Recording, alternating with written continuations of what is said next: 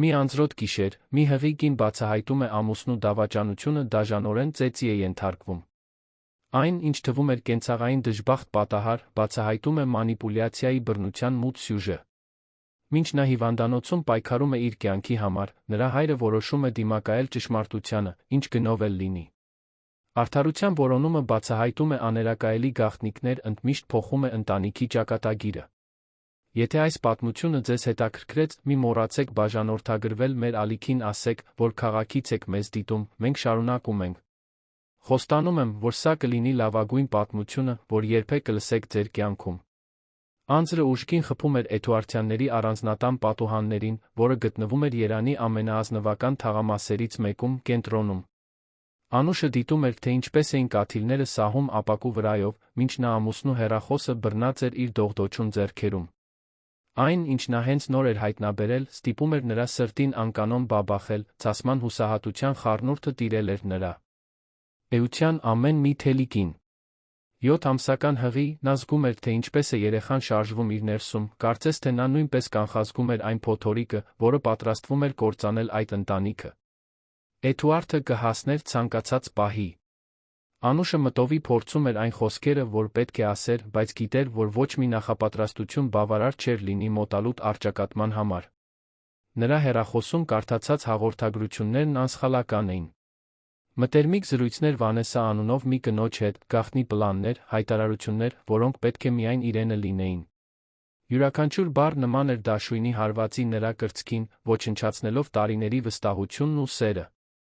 Գլխավոր դռան բացվելու ձայնը արձագանքեց մուտքի սրահում։ Անուշը խորը շունչ քաշեց, չորացնելով այն արցունքները, որոնք համառորեն թափվում էին։ Նա պետք է ուժեղ լիներ, նրան պատասխաններ էին պետք։ Էդուարդը մտավ սենյակ իր անթերի կոստյումով, այն հմայիչ ժպիտով, որը մի օր գրավել էր նրան, հիմա նրա մոտ սրտխառնոց էր առաջացնում։ Նա կանգ առավ, տեսնելով նրան այնտեղ, կանգնած սենյակի մեջտեղում, իր հեռախոսը ձեռքերում։ Էդուարդ, մենք պետք է խոսենք, ասաց Անուշը, նրա ձայնն ավելի հաստատուն էր, քան նա կարծում էր հնարավոր։ Նա ճակատը կնճռեց, աչքերը նեղացան, հասկանալով, թե ինչ էր նա բռնած։ Ինչի մասին, սիրելիս, հարցրեց նա, փորձելով հանգիստ մնալ, բայց Անուշն արդեն ճանաչում էր այդ տոնը։ Դա նույնն էր, ինչ նա օգտագործում էր բիզնեսում, երբ փորձում էր իր օգտին մանիպուլյացիայի ենթարկել իրավիճակը։ Այս մասին, պատասխանեց նա, բարձրացնելով հեռախոսը։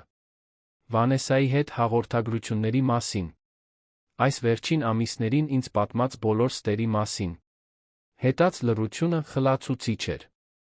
Էդուարդն անմիջապես չժխտեց, դա ավելի վատ էր, քան ցանկացած խոստովանություն։ Նա պարզապես նայեց նրան, հաշվարկելով, մտածելով, թե ինչպես լավագույնս շրջանցել իրավիճակը։ Դու չափազանցնում ես, Անուշ։ Հղիության հորմոններն են քեզ ստիպում տեսնել այնպիսի բաներ, որոնք գոյություն չունեն, ասաց նա վերջապես մի հովանավորական ժպիտով, որը նրան ցնցեց զայրույթից։ Անուշը զգաց, որ ոտքերը թուլանում են, բայց կանգնած մնաց։ Հորմոններ, Էդուարդ, հորմոնները սիրո հաղորդագրություններ չեն գրում ուրիշ կնոջը։ Հորմոնները գաղտնի հանդիպումների պլաններ չեն կազմում, մինչ քո կինը տանն է, քո երեխայով հղի։ Էդուարդի դիմակը սկսեց ճաքչքել։ Նրա արտահայտությունը կոշտացավ, տարիների մեջ առաջին անգամ Անուշը նրա աչքերում վտանգավոր մի բան տեսավ։ Դու չպետք է իմ իրերին ձեռք տարիր, ասաց նա, ձայնը ցածր ու սպառնալից։ Անուշը մեկ քայլ հետ քաշվեց, բնազդաբար ձեռքերով պաշտպանելով իր որովայնը։ Ես քո կինն եմ։ Ես ամբողջ իրավունքն ունեմ իմանալու ճշմարտությունը։ Հետածը ընդմիշտ կփոխեր այդ գիշերվա նրանց կյանքի ընթացքը։ Էդուարդը մոտեցավ նրան, այնքան ուժգին խլելով հեռախոսը նրա ձեռքերից, որ Անուշը գրեթե կորցրեց հավասարակշռությունը։ Դու ոչ մի իրավունք չունես, բղավեց նա, դեմքը կարմրած զայրույթից։ Դու պարզապես մեկ կին ես, որը չգիտի իր տեղը։ Անուշը զգաց, որ վախը տիրում է իրեն, բայց նա մի ավելի ուժեղ բան, իր երեխային պաշտպանելու անհրաժեշտությունը։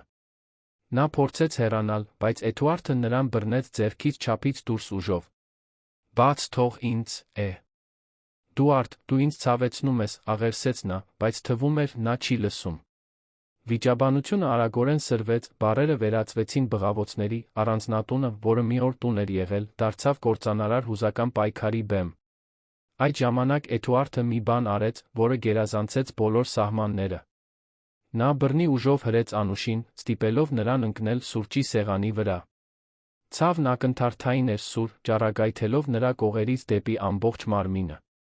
Անուշը բղավեց ֆիզիկական հուզական ցավից, մինչ Էդուարդը մնաց այնտեղ, նայելով նրան զայրույթի արամարանքի խառնուրդով, որը նա երբեք չէր պատկերացրել տեսնել այն մարդու մեջ, ում սիրում էր։ «Խնդրում եմ, Էդուարդ, երեխան», աղերսեց Անուշը, ձայնը խեղդված, ձեռքերը դողում էին որովայնի վրա։ Բայց նա կարեկցանք չցուցաբերեց։ «Գուցե եթե դու կորցնեիր այդ երեխային, կսովորեիր ինձ հնազանդվել», սառնությամբ ասաց նա, խոսքեր, որոնք սառեցրին Անուշի արյունը։ Նա չէր կարողանում հավատալ, թե ինչ էր լսում։ Դա այն մարդը չէր, ում հետ նա ամուսնացել էր։ Դա մի անծանոթ էր, մի հրեշ, որը չափազան երկար թաքնվել էր կատարելության դիմակի հետում։ Անուշը փորձեց վեր կենալ, բայց ցավը չափազանց ուժեղ էր։ Նա զգաց, թե ինչպես է մի թաց բան հոսում, ցած նայելով տեսավ, որ արյունը սկսում է ներկել իր հագուստը։ Խուճապը դիրեց։ Ոչ, ոչ, ոչ, շնջաց նա, հուսահատված։ Էդուարդ, հանուն Աստծո, շտապօգնություն կանչիր։ Բայց նա պարզապես վերցրեց իր հեռախոսը, դուրս եկավ սենյակից, թողնելով նրան այնտեղ, մենակ իր ցավի վախի հետ։ Հետաց րոպեները հավերժություն էին։ Անուշին հաջողվեց սողալ մինչ իր սեփական հեռախոսը, որը բազմոցի վրա էր։ Ձեռքերը սարսափելի դողում էին, նա փորձեց շտապ օգնության համարը հավաքել, բայց տեսողությունը մշուշվում էր։ Նա զգաց, որ գիտակցությունը սահում է, աշխարհը նրա շուրջն ավելի ու ավելի հեռու էր դառնում։ Վերջին բանը, որ նա մտածեց, մինչ ամեն ինչ մտնեց, երեխայի մասին էր, անմեղ կյանքի, որը կախված էր իրենից։ Առանձնատան պահակ Մարկոսն էր, ով գտավ նրան։ Նա նկատել էր կիսաբաց դուռը իր գիշերային շրջայցի ժամանակ, ներս մտնելով ստուգելու համար, հանդիպեց կործանարար տեսարանին։ Անուշը ընկած էր հա։ Տակին, գունատ ու անշարժ, նրա շուրջը արյան լճակ էր գոյացել։ Մարկոսը ժամանակ չկորցրեց։ Նա անմիջապես շտապօգնություն կանչեց, սպասելիս փորձեց նրան գիտակից պահել, խոսելով նրա հետ, ասելով, որ ամեն ինչ լավ կլինի։ Շտապօգնությունը հասավ րոպեների ընթացքում, բայց Անուշի համար, ով լողում էր գիտակցության անգիտակցության միջ, դա հավերժություն թվաց։ Բուժաշխատողներն արագ գործեցին, նրան բավականաչափ կայունացնելով տեղափոխման համար։ Ամբողջ ճանապարհին դեպի հիվանդանոց Անուշը պայքարում էր աչքերը բաց պահելու համար, որպեսզի չտրվեր այն խավարին, որը կանչում էր իրեն։ Նա պետք է ապրեր։ Նա երեխան պետք է ապրեին։ Հիվանդանոցում բժշկական անձնակազմն արդեն պատրաստ էր։ Դեպքը լուրջ էր, շատ լուրջ։ Անուշին անմիջապես տեղափոխեցին շտապ վիրահատարան, մինչ բժիշկները մոլեգնորեն աշխատում էին փրկելու մորը, երեխային։ Մինչդեռ Մարկոսը, հետելով արձանագրությանը, կապվեց Անուշի հոր Ռուբենի հետ։ Զանգը կարճ էր, բայց բավարար, իրավիճակի հրատապությունը փոխանցելու համար։ Ռուբենը գործնական հանդիպման էր, երբ զանգը ստացավ։ Լսելով, որ իր դուստրը հիվանդանոցում է ծանր վիճակում, նա ամեն ինչ թողեց, շտապեց նրա կողքին լինելու համար։ Ամբողջ ճանապարհին հազարավոր մտքեր անցան նրա գլխով։ Անուշը միշտ եղել էր իր աղջիկը, ուժեղ ու անկախ, բայց նա միշտ էլ գիտեր, որ Էդուարդի մոտ ինչ-որ տարօրինակ բան կար։ Հիմա նա վախենում էր հայտնաբերել, որ իր բնազդները ճիշտ էին։ Հիվանդանոց հասնելուն պես Ռուբենին դիմավորեց պատասխանատու բժիշկը, բժիշկ Հարություն Սարգսյանը, միջին տարիքի մի մարդ, լուրջ արտահայտությամբ։ Պարոն Ռուբեն, ձեր դուստրը շտապ վիրահատության է։ Իրավիճակը նուրբ է։ Նա զգալի տրավմա է ստացել, երեխան վտանգի տակ է։ Մենք անում ենք ամեն ինչ, ինչ կարող ենք։ Ռուբենը զգաց, որ ոտքերը թուլանում են, բայց հաստատուն մնաց։ Նա պետք է ուժեղ լիներ Անուշի համար, իր թոռան կամ թոռնուհու համար, ով պայքարում էր ապրելու համար։ Հետած ժամերը Ռուբենի կյանքի ամենաերկարն էին։ Նա անընդհատ քայլում էր սպասասրահում, անկարող մնալու անշարժ, նրա միտքը լի էր անպատասխան հարցերով։ Ինչ էր պատահել։ Ինչպես էր իր դուստրը հասել այդ վիճակին։ Եվ ուր էր Էդուարդը։ Փեսան, ում նա երբեք ամբողջությամբ չէր վստահել, բայց ում Անուշն այդքան շատ էր սիրում։ Վերջապես, այն բանից հետո, ինչը հավերժություն թվաց, բժիշկ Հարությունը դուրս եկավ վիրահատարանից։ Ռուբենը վազեց նրա մոտ, սիրտը անկանոն բաբախելով։ Ինչպես է նա, հարցրեց, ձայնը խռպոտաց հուզմունքից։ Մենք կարողացանք Անուշին կայունացնել, պատասխանեց բժիշկը, բայց նրա արտահայտությունը դեռ լուրջ էր։ Նա ստացել է ծանր վնասվածքներ, որոնք պահանջում էին անհապաղ միջամտություն։ Ինչ վերաբերում է երեխային, մենք ստիպված եղանք շտապ ծննդաբերություն կատարել։ Աղջիկ է, նա գտնվում է նորածնային վերակենդանացման բաժանմունքում։ Երկուսն էլ պայքարում են, պարոն Ռուբեն, բայց նրանք ողջ են։ Ռուբենը զգաց, որ արցունքները վերջապես թափվում են։ Աղջիկ։ Նա թոռնուհի ուներ։ Բայց ուրախությունը արագորեն փոխարինվեց զայրույթով, երբ իրավիճակի իրականությունը լիովին հարվածեց նրան։ Մեկը դա արել էր Անուշի հետ։ Մեկը վտանգել էր նրա իր թոռնուհու կյանքը։ Եվ նա ուժեղ կասկածներ ուներ, թե ով էր այդ մեկը։ Պարոն Ռուբեն, կարող եք բացատրել, թե ինչ է պատա։ Հել ձեր դստեր հետ, հարցրեց մի բուժքույր, մոտենալով ձեռքին մի տախտակով։ Ռուբենը նայեց նրան, դեռ մտածելով բժշկի խոսքերի մասին։ Ես ճիշտ չգիտեմ, պատասխանեց նա, ձայնը լի հիասթափությամբ անհանգստությամբ։ Ես զանգ ստացա առանձնատան պահակից, որ նրան տեղափոխում են հիվանդանոց։ Ո՞ր է նրա ամուսինը։ Ինչու։ Էդուարդը այստեղ չէ։ Բուժքույրը հայացք փոխանակեց բժիշկ Հարությունի հետ, նախքան պատասխանելը։ Մենք նրա մասին տեղեկություն չունենք, պարոն։ Ձեր դուստրը մենակ է եկել, շտապօգնության կողմից բերված։ Ռուբենը զգաց, որ զայրույթը աճում է իր ներսում, ինչպես անզուսպ ալիք։ Էդուարդը այնտեղ չէր։ Իր դուստրը պայքարում էր կյանքի համար, իր թոռնուհին նորածնային վերակենդանացման բաժանմունքում էր, այս ամենի պատասխանատուն պարզապես անհետացել էր։ Ես պետք է տեսնեմ նրան, ասաց Ռուբենը, ձայնը հաստատուն, չնայած այն հուզմունքին, որը սպառնում էր ճնշել նրան։ Բժիշկը գլխով արեց հասկացողությամբ։ Նա դեռ սեդատիվների տակ է, բայց դուք կարող եք նրան տեսնել մի քանի րոպե։ Հետեք ինձ։ Ռուբենը հետեց բժիշկ Հարությունին հիվա։ Ընդանոցի սպիտակ միջանցքներով յուրաքանչյուր քայլը կապարի պես ծանր էր։ Երբ վերջապես մտավ այն սենյակը, որտեղ Անուշն էր, ստիպված եղավ բռնվել դռնից, որպեսզի չընկնի։ Նրա դուստրը գունատ էր, գրեթե թափանցիկ, շրջապատված խողովակներով մեքենաներով, որոնք վերահսկում էին նրա սրտի յուրաքանչյուր զարկը։ Կապտուկները սկսում էին ելալ նրա դեմքին ձեռքերին, լուր վկաներ այն բռնության, որին նա ենթարկվել էր։ Ռուբենը մոտեցավ մահճակալին, Անուշի սառը ձեռքը իր ձեռքերի մեջ առնելով։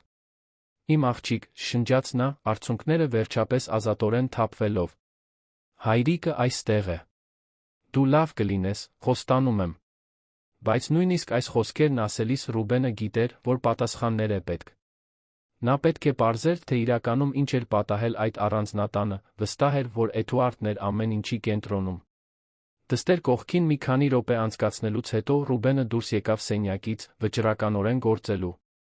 Նա վերցրեց հեռախոսը, զանգեց իր փաստաբանին, Գարբիս Մանուկյանին, Երանի լավագույն մասնագետներից մեկին։ Գարբիս, ես եմ, Ռուբենը։ Ինձ հիմա ես պետք է, ասաց նա, հենց որ փաստաբանը պատասխանեց։ Գարբիս Մանուկյանը Ռուբենին ճանաչում էր ավելի քան 20 տարի, անմիջապես զգաց նրա ձայնի հրատապությունը։ Ինչ է պատահել, հարցրեց նա։ Անուշն է։ Նա հիվանդանոցում է, ծանր վիճակում։ Եվ ես վստահ եմ, որ Էդուարդը կապ ունի դրա հետ։ Ինձ պետք է, որ դու անմիջապես գաս այստեղ օգնես ինձ պարզել ճշմարտությունը։ Գարբիսը չհապաղեց։ Ես ճանապարհին եմ։ Մինչ փաստաբանի ժամանելուն էր սպասում, Ռուբենը որոշեց այցելել նորածնային վերակենդանացման բաժանմունք, տեսնելու իր թոռնուհուն։ Բուժքույրը նրան ուղեկցեց այն սենյակ, որտեղ հոգ էին տանում անհաս երեխաներին։ Այնտեղ մի ինկուբատորում Ռուբենը տեսավ ամենափոքր, ամենախոցելի արարածին, որ երբե տեսել էր։ Իր թոռնուհին, այդքան փոքր ու խոցելի, պայքարում էր յուրաքանչյուր շնչառության համար։ Նա ուժեղ է, ասաց նորածնային բուժքույրը, նկատելով Ռուբենի արտահայտությունը։ Կենսական նշանները կայունանում են։ Նա մարտիկի ոգի ունի։ Ռուբենը ձեռքը դրեց ինկուբատորի ապակուն, ցանկանալով, որ կարողանար երեխային գրկել պաշտպանել աշխարհի ամբո չարությունից։ Դու ուժեղ ու առողջ կմեծանաս, շշնջաց նա։ Եվ ես կապահովեմ, որ ով դա արեց քեզ քո մորը, ամեն ինչի համար հատուցի։ Գարբիս Մանուկյանը հիվանդանոց հասավ մոտ 1 ժամ անց, Ռուբենին գտնելով սպասասրահում։ Երկու տղամարդիկ կարճ ողջունեցին միմյանց, նախքան Ռուբենը կպատմեր ամեն ինչ, ինչ գիտեր։ Գարբիսը ուշադիր լսեց, նշումներ անելով իր պլանշետում։ Սա լուրջ է, Ռուբեն։ Շատ լուրջ։ Մեզ անհրաժեշտ են կոնկրետ ապացույցներ, թե ինչ է պատահել։ Բժիշկները նշել են ինչ-որ բան Անուշի վնասվածքների մասին։ Բժիշկ Հարությունին կրկին կանչեցին, Ռուբենի ու Գարբիսի ներկայությամբ նա տեխնիկական մանրամասներով բացատրեց Անուշի վնասվածքների բնույթը։ Վնասվածքները համահունչ չեն պատահական անկմանը, ասաց բժիշկը, խոսքերը զգուշությամբ ընտրելով։ Կապտուկների բաշխումը օրինակը ցույց են տալիս զգալի ուժի հարված, հնարավոր է բազմաթիվ աղբյուրներից։ Գարբիսը գլխով արեց, գրանցելով յուրաքանչյուր բառ։ Բժիշկ, դուք կցանկանայիք տրամադրել մանրամասն բժշկական եզրակացություն իրավական նպատակներով։ Բացարձակապես, պատա։ Սխանեց բժիշկ Հարությունը։ Եթե որե տեսակի ագրեսիա է եղել, իմ պարտքն է օգնել արդարություն հաստատել իմ հիվանդի համար։ Այս տեղեկատվությունը ձեռքին, Գարբիսը սկսեց գործողությունների պլան կազմել։ Մենք պետք է խոսենք այն պահակի հետ, ով գտել է Անուշին, ասաց նա Ռուբենին։ Եվ մենք նա պետք է պարզենք, թե Էդուարդը որտեղ է։ Դուք փորձել եք կապվել նրա հետ։ Ես մի քանի անգամ զանգել եմ, բայց նա չի պատասխանում, պատասխանեց Ռուբենը, հիասթափությունը ակնհայտ նրա ձայնում։ Նա պարզապես անհետացել է, կարծես ոչինչ չի պատահել։ Գարբիսը ճակատը գնջրեց, մտածկոտ։ Դա լավ նշան չէ։ Անմեղ մարդն այդպես չէր փախչի։ Մենք ստիպված կլինենք ոստիկանություն ներգրավել, Ռուբեն։ Սա քրեական հարց է։ Այդ ժամանակ Ռուբենը որոշում կայացրեց, որն ամբողջությամբ կփոխեր իրադարձությունների ընթացքը։ Նա թույլ չէր տա, որ Էդուարդը փախչի։ Նա թույլ չէր տա, որ այն մարդը, ով այդքան տառապանք էր պատճառել իր դստերը թոռնուհուն, անպատիժ մնար։ Արեք այն, ինչ անհրաժեշտ է, Գարբիս, վճռականորեն ասաց նա։ Ես ուզում եմ, որ Էդուարդը հետաքննվի։ Ես ուզում եմ իմանալ ամեն ինչ նրա մասին, նրա ֆինանսները, նրա տեղաշարժերը, ամեն ինչ։ Գարբիսը գլխով արեց անմիջապես սկսեց զանգեր կատարել։ Նա կապվեց քննիչ Սարգսյանի հետ, Երանի քաղաքացիական ոստիկանության փորձառու քննիչի։ Քննիչը համաձայնեց հետաքննություն սկսել Անուշի հետ կապված կասկածելի հանգամանքների հիման վրա։ Մինչդեռ Գարբիսը նա մասնավոր քննիչների թիմ վարձեց, սկսելու տեղեկություններ հավաքել Էդուարդի մասին։ Պահակ Մարկոսին կանչեցին ցուցմունք տալու։ Նա մանրամասն պատմեց, թե ինչ էր գտել այդ գիշեր, թե ինչպես էր Անուշը մենակ, վիրավորված արյունահոսող հյուրասենյակի հատակին։ Ես նկատեցի, որ դուռը կիսաբաց էր իմ շրջայցի ժամանակ, բացատրեց Մարկոսը։ Դա անսովոր էր, ուստի ներս մտա ստուգելու։ Հենց այդ ժամանակ տեսա նրան։ Նա անգիտակից էր, բայց դեռ հեռախոսը ձեռքին էր, կարծես օգնություն էր փորձում կանչել։ Հեռախոսը, հարցրեց Գարբիսը, աչքերը հետաքրքրությամբ փայլելով։ Դուք գիտեք, թե ինչ է պատահել դրա հետ։ Մարկոսը գլխով արեց։ Դա հիվանդանոցում է նրա իրերի հետ։ Ես ամեն ինչ զգուշությամբ պահեցի։ Գարբ։ Իսն անմիջապես պահանջեց մուտք դեպի Անուշի իրերը։ Երբ նա հեռախոսը ստացավ, այն, ինչ գտավ այնտեղ, ավելի անհանգստացնող էր, քան նա պատկերացնում էր։ Անուշի վերջին որոնումները բրաուզերում դավաճանության ամուսնալուծության մասին էին։ Կային նա Էդուարդի Վանեսա անունով մի կնոջ միջզրույցների սքրինշոթեր, հաղորդագրություններ, որոնք հստակորեն ցույց էին տալիս մտերմիկ հարաբերություններ։ Բայց ամենազարմանալին ձայնագրությունն էր, որը Անուշը սկսել էր առճակատումից անմիջապես առաջ։ Որակը կատարյալ չէր, բայց հնարավոր էր լսել ձայներ, բղավոցներ բռնի հարվածի անսխալական ձայնը։ Սա ոսկի է, շշնջաց Գարբիսը, արդեն պատրաստելով ֆայլերը դատական փորձագետների կողմից վերլուծության համար։ Այս ապացույցներով մենք կարող ենք ամուր գործ կառուցել։ Ռուբենը, լսելով ձայնագրության մի մասը, ստիպված եղավ դուրս գալ սենյակից։ Իր դստեր ձայնը լսելը աղերսող, աղաչող, ավելին էր, քան նրա սիրտը կարող էր տանել։ Նա քայլեց դեպի հիվանդանոցի մատուռը, տարիների մեջ առաջին անգամ, աղոթեց։ Մինչ Ռուբենն աղոթում էր, իսկ Գարբիսը աշխատում էր։ Բացույցների վրա, քննիչ Սարգսյանը սկսեց իր սեփական հետաքննությունը։ Նա գնաց Էդուարդյանների առանձնատուն, ուղեկցությամբ դատական փորձագետների թիմի։ Դեպքի վայրը դեռ ցույց էր տալիս այն, ինչ պատահել էր։ Մարմարե հատակին արյան հետքեր կային, որոնք մեկը փորձել էր շտապ մաքրել, բայց ամբողջությամբ չէր հաջողվել։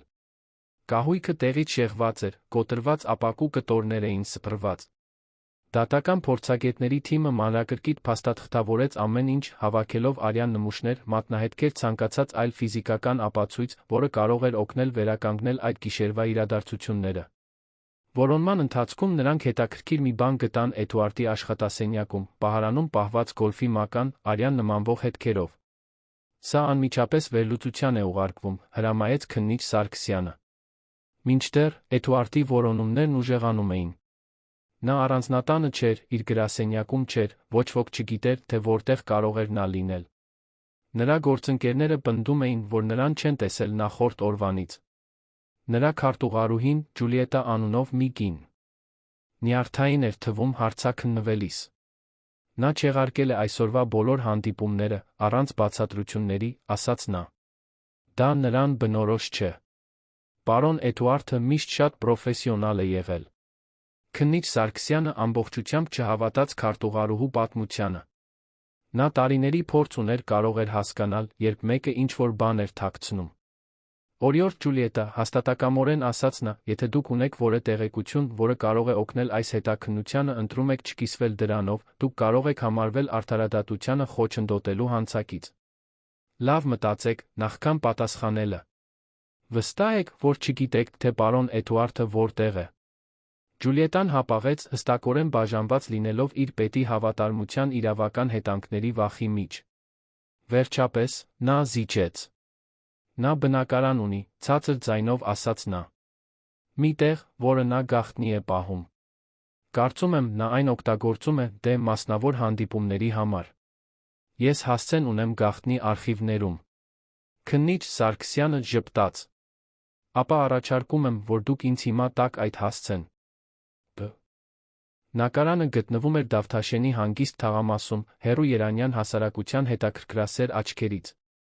Երբ քննիչ Սարգսյանը նրա թիմը հասան վայր, Էդուարդին գտան հենց այնտեղ, որտեղ Ջուլիետան նշել էր։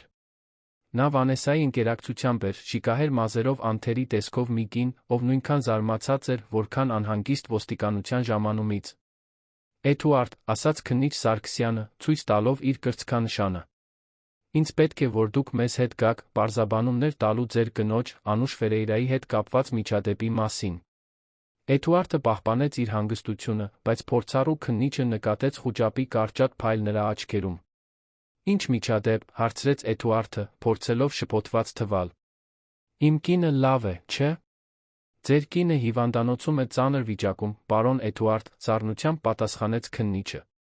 Եվ դուք ստիպված կլինեք բացատրել, թե ինչու այնտեղ չէիք, երբ նա ընդունվեց շտապօգնության բաժանմունք։ Ինչու չուղեկցեցիք ձեր հղի կնոջը հիվանդանոց։ Էդուարդը նայեց Վանեսային, կարծես աջակցություն փնտրելով, բայց նա պարզապես հայ։ Ածկը շեղեց, հստակորեն անհարմար զգալով իրավիճակից։ Դեպի ոստիկանական բաժանմունք տանող ճանապարհին Էդուարդը լուռ մնաց, աչքերը հառած մեքենայի պատուհանին։ Քննիչ Սարգսյանը դիտում էր յուրաքանչյուր արձագանք, յուրաքանչյուր շարժում, մտովի կառուցելով իր արջի մարդու պրոֆիլը։ Տարիների փորձը նրան սովորեցրել էր ճանաչել մեղքը, երբ տեսնում էր այն, Էդուարդը գործնականում մեղք էր արտաշնչում յուրաքանչյուր ծակոտիով։ Ոստիկանական բաժանմունքում Էդուարդին տարան հարցաքննության սենյակ։ Էդուարդի փաստաբանը, բժիշկ Բարսեղ Կոստանյանը, հասավ քիչ անց, մի էլեգանտ մարդ, ով հայտնի էր բարձր պրոֆիլի հաճախորդներին պաշտպանելով նուրբ իրավիճակներում։ Իմ հաճախորդը ոչինչ չի ասի, քանի դեռ ես լիովին տեղեկացված չեմ մեղադրանքների մասին, հայտարարեց բժիշկ Բարսեղը հենց որ մտավ սենյակ։ Դեռս պաշտոնական մեղադրանքներ չկան, հանգիստ պատասխանեց քննիչ Սարգսյանը։ Մենք պարզապես փորձում ենք հասկանալ, թե ինչ է պատահել ձեր հաճախորդի կնոջ հետ։ Անուշ Էդուարդը ծանր վիրավորված է գտնվել իր սեփական տանը, իսկ նրա ամուսինը պարզապես անհետացել է։ Սա հարցեր է առաջացնում, չեք կարծում։ Բժիշկ Բարսեղը ինչ-որ բան շշնջաց Էդուարդին, նախքան քննիչին գլխով անելը։ Իմ հաճախորդը պատրաստ է համագործակցել։ Էդուարդը սկսեց իրադարձությունների իր տարբերակը, խնամքով մշակված պատմությամբ։ Անուշը ես երեկոյան վիճեցինք, խոստովանեց նա, ձայնի տոնը վերահսկելով։ Նա շատ զգայուն էր հղիության պատճառով, խնդիրներ տեսնելով այնտեղ, որտեղ դրանք գոյություն չունեին։ Նա նյարդայնացավ ի վերջո ընկավ, երբ ես փորձեցի հանգստացնել նրան։ Ես խուճապի մատնվեցի դուրս եկա տնից, գլուխս սառեցնելու համար։ Ես չէի պատկերացնում, որ նա այդքան վիրավորված էր։ Քննիչ Սարգսյանը թույլ տվեց Էդուարդին ավարտել իր պատմությունը, նախքան այն մեթոդաբար հարցաքննելը։ Այսինքն դուք ասում եք, որ ձեր 7 ամսական հղի կինը պատահաբար ընկել է վիճաբանության ժամանակ, ձեր արձագանքը պարզապես տնից դուրս գալն էր, նրան թողնելով մենակ վիրավորված։ Էդուարդը վայրկյանի կես հապաղեց, նախքան պատասխանելը։ Ես կարծեցի, որ նա լավ է։ Նա խոսում էր, երբ ես դուրս եկա։ Հետաքրքիր է, ասաց քննիչը, բա։ Ցելով մի թղթապանակ, որը պարունակում էր դատական փորձաքննության առաջին վերլուծությունները։ Քանի որ ֆիզիկական ապացույցները բոլորովին այլ պատմություն են պատմում։ Անուշի վնասվածքները համահունչ չեն պարզ անկմանը, պարոն Էդուարդ։ Բժիշկները հայտնաբերել են տրավմայի օրինաչափություններ, որոնք ցույց են տալիս զգալի կրկնվող ուժի հարված։ Էդուարդը մի փոքր գունատվեց, բայց նրա փաստաբանն արագորեն միջամտեց։ Բժշկական ենթադրությունները ապացույց չեն, քննիչ։ Իմ հաճախորդն արդեն բացատրել է, թե ինչ է պատահել։ Եթե վնասվածքների որևէ այլ մեկնաբանություն կա, դա չի փոխում այն փաստը, որ դա դժբախտ պատահար էր։ Քննիչ Սարգսյանը սառնությամբ ժպտաց։ Ապա գուցե դուք կարող եք բացատրել, թե ինչու մենք գտանք գոլֆի մական, արյան հետքերով առանձնատան աշխատասենյակում։ Եվ ինչու Անուշի հեռախոսում կար ձայնագրություն, որը գրանցել է միջադեպի մի մասը։ Սենյակում բացարձակ լռություն տիրեց։ Բժիշկ Բարսեղը մի պահ խնդրեց մենակ մնալ իր հաճախորդի հետ, քննիչը համաձայնեց, իմանալով, որ նա անհանգստության սերմն էր ցանել։ Մինչ Էդուարդը նրա փաստ Աբանը մասնավոր զրուցում էին, քննիչ Սարգսյանը գնաց թարմացնելու Գարբիս Մանուկյանին Ռուբենին զարգացումների մասին։ Նա ստում է, ասաց Ռուբենը, հենց որ քննիչն ավարտեց բացատրելը։ Ես միշտ գիտեի, որ Էդուարդի մոտ ինչ-որ բան այն չէ։ Գարբիսն ավելի շատ էր հետաքրքրված տեխնիկական մանրամասներով։ Այդ ձայնագրությունը քննիչ, բավականաչափ պարզ է, որպես ապացույց օգտագործելու համար։ Քննիչը գլխով արեց։ Մենք աշխատում ենք դատական աուդիո մասնագետների հետ, ձայնագրությունը մաքրելու բարելավելու համար։ Բայց նույնիսկ բնօրինակ տարբերակում հնարավոր է լսել փոփոխված ձայներ, պայքարի ձայներ այն, ինչ թվում է Անուշի աղերսանքը դադարեցնելու համար։ Մինչդեռ Վանեսան հարցաքննվում էր մեկ այլ սենյակում դետեկտիվ Մարիամ Կոստանյանի կողմից։ Կինը տեսանելիորեն շփոթված էր, հասկանալով, որ նա ներգրավված էր մի բանի մեջ, որը շատ ավելի լուրջ էր, քան պարզ արտամուսնական արկածը։ Օրիորդ Վանեսա, մեղմորեն ասաց դետեկտիվ Մարիամը, գիտեմ, որ սա դժվար է, բայց ինձ պետք է, որ դուք լիովին անկեղծ լինեք ինձ հետ։ Որոնք էին ձեր հարաբեր ությունները Էդուարդի հետ։ Վանեսան հապաղեց, նախքան պատասխանելը, արցունքները սկսեցին հոսել իր խնամքով դիմահարդարված դեմքից։ Մենք մոտ 6 ամիս սիրային կապ ունեինք, խոստովանեց նա։ Էդուարդն ինձ ասաց, որ իր ամուսնությունը ավարտված է, որ նա Անուշը պարզապես ձականություն են։ Նա խոստացավ, որ կբաժանվի հենց որ երեխան ծնվի։ Դուք գիտեիք, որ Անուշը հղի էր, հարցրեց դետեկտիվը։ Այո, գիտեի, պատասխանեց Վանեսան։ Էդուարդն ասում էր, որ երջանիկ չէ, որ երեխան պատահականություն էր, որ նա իրեն ծուղակում էր զգում։ Բայց նա երբեք ոչինչ չէր նշել նրան վնասելու մասին։ Դետեկտիվ Մարիամը նշեց յուրաքանչյուր բառ։ Էդուարդը երբե բռնի վարքագիծ ցուցաբերել է ձեր ներկայությամբ։ Վանեսան մի պահ մտածեց, նախքան պատասխանելը։ Նա ուժեղ բնավորություն ուներ, հեշտությամբ էր բարկանում, երբ ամեն ինչ իր պլանով չէր գնում։ Բայց ինձ հետ երբեք բռնի չի եղել։ Նա երբե նշել է ֆինանսական խնդիրներ ունենալու մասին, շարունակեց դետեկտիվը։ Վանեսան ճակատը կնճռեց։ Մի քանի անգամ նա բողոքում էր ֆինանսական ճնշումներից, բայց ես կարծում էի, որ դա պարզապես աշխատանքային սթրես էր։ Ինչու՞։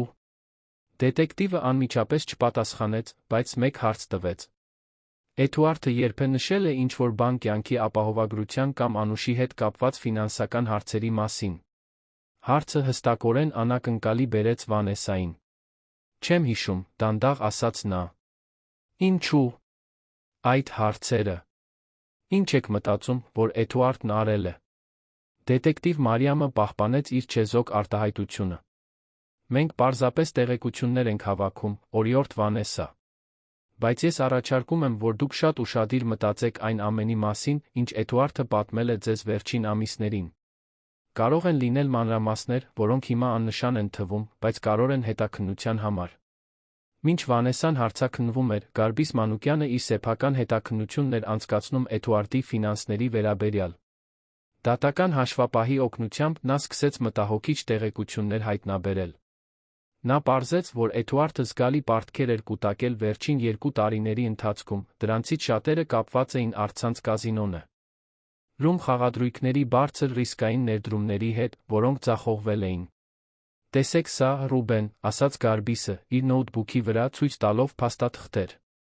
Էդուարդը վարկեր է վերցրել տարբեր ֆինանսական հաստատություններից, առանձնատունն օգտագործելով որպես գրավ որոշ դեպքերում։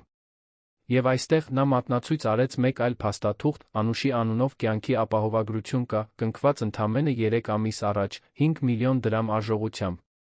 Գուշակեք, թե ով է միակ շահառուն։ Ռուբենը զգաց, որ ստամոքսը կծկվում է։ Նա սա պլանավորում էր, շնջաց նա, ձայնը լի սարսափով զայրույթով։ Նա պլանավորում էր ազատվել նրանից, փողը ստանալու համար։ Գարբիսը լուրջ գլխով արեց։ Թվում է, թե այո։ Եվ ավելին կա։ Անուշը տեղյակ չէր այդ ապահովագրության մասին, նրա բոլոր ստորագրությունները կեղծված էին։ Մենք հիմա ձեռագիր փորձագետներ ունենք, որոնք վերլուծում են փաստաթղթերը։ Սա ամեն ինչ փոխում է, ասաց Գարբիսը արդեն հեռախոսը վերցնելով քննիչ Սարգսյանին զանգահարելու համար։ Խարդախության ֆինանսական դրդապատճառների այս ապա ցույցներով զուգորդված միջադեպի ֆիզիկական ապացույցների հետ Էդուարդը փախչելու տեղ չունի։ Ռուբենը խորը շունչ քաշեց, փորձելով վերահսկել այն կատաղությունը, որը սպառնում էր կլանել նրան։ Ես ուզում եմ, որ նա հատուցի ամեն ինչի համար, Գարբիս։ Յուրաքանչյուր արցունքի, յուրաքանչյուր արյան կաթիլի, յուրաքանչյուր վայրկյանի ցավի համար, որ իմ դուստրը կրել է։ Վերադառնալով ոստիկանական բաժանմունք, քննիչ Սարգսյանը ստացավ Գարբիսի զանգը Էդուարդի ֆինանսների մասին տեղեկություններով։ Զինված այս նոր ապացույցներով, նա վերադարձավ հարցաքննության սենյակ, որտեղ սպասում էին Էդուարդը բժիշկ Բարսեղը։ Պարոն Էդուարդ, ասաց քննիչը, ձայնը լի իշխանությամբ, թվում է, թե մենք շատ ավելին ունենք քննարկելու, քան պարզապես ենթադրյալ կենցաղային դժբախտ պատահարը։ Քննիչը սկսեց ներկայացնել ապացույցներն առանձին, դիտելով, թե ինչպես է Էդուարդը ավելի ու ավելի գունատվում։ Արյունով գոլֆի մականը, ձայնագրությունը, կեղծված կյանքի ապահովագրությունը, կուտակված պարտքերը։ Յուրաքանչյուր բացահայտում նման էր Էդուարդին շրջապատող պատին։ Ավելացվող աղյուսի, ավելի ու ավելի քիչ տարածք թողնելով փախչելու համար։ Բժիշկ Բարսեղը փորձեց բողոքել, բայց նույնիսկ նա ցնցված էր թվում ապացույցների չափից։ Իմ հաճախորդին մի պահ է պետք, ասաց փաստաբանը վերջապես, ձայնն այնքան էլ վստահ չէր, որքան առաջ։ Քննիչ Սարգսյանը համաձայնեց, բայց նախքան դուրս գալը, թողեց վերջին ռումբը։ Ահ, պարոն Էդուարդ, մենք հենց նոր ստացանք գոլֆի մականի վերլուծության նախնական արդյունքները։ Արյունը համատեղելի է ձեր կնոջ արյան խմբի հետ։ Հետաքրքիր զուգադիպություն է, չեք կարծում։ Էդուարդը չպատասխանեց, նրա դեմքը հիմա ամբողջությամբ սպիտակ էր, ձեռքերը թեթակի դողում էին սեղանի վրա։ 3 օր անցել էր Էդուարդյանների առանձնատան ճակատագրական գիշերից։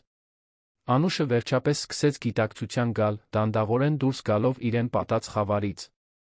Նրա աչքերը դանդաղ բացվեցին, հարմարվելով հիվանդանոցային սենյակի մեղմ լույսին։ Առաջին բանը, որ նա տեսավ, իր հոր Ռուբենի դեմքն էր, ով անհարմարավետ քնած էր իր մահճակալի կողքի աթոռին, հստակորեն հյուծված անքուն գիշերներից։ Հայրիկ, շշնջաց Անո։ Ուշը, ձայնը խռպոտ, թույլ։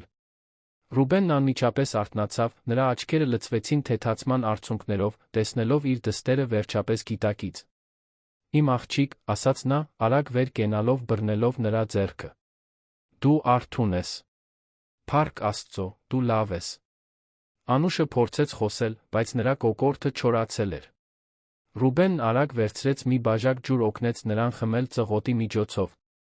Երեխան, հարցրեց Անուշը, առաջին հարցը, որ նա կարողացավ ձակերպել ջուր խմելուց հետո։ Իմ աղջիկը լավ է։ Արցունքները հոսեցին Ռուբենի դեմքից, մինչ նա ժպտում էր։ Նա ողջ է, Անուշ։ Քո դուստրը քաջաբար պայքարում է նորածնային վերակենդանացման բաժանմունքում։ Նա ուժեղ է, ինչպես դու։ Անուշը փակեց աչքերը, թույլ տալով, որ թեթացումը պատի իրեն։ Իր դուստրը ողջ էր։ Ամեն ինչի չնայած, ցավի վախի չնայած, իր փոքրիկը փրկվել էր։ Էդուարդը, հարցրեց Անուշը այնուհետ, ձայնը լարվելով։ Որտե՞ղ է նա։ Ռուբենը հապաղեց, չցանկանալով իր դստերը ծանր տեղեկություններով ծանրաբեռնել նրա ապաքինման այդքան վաղ փուլում։ Նա հետաքննվում է ոստիկանության կողմից, իմ աղջիկ։ Վերջապես ասաց նա։ Դու հիմա պետք չէ անհանգստանաս նրա մասին։ Պարզապես պետք է կենտրոնանաս ավելի լավանալու վրա։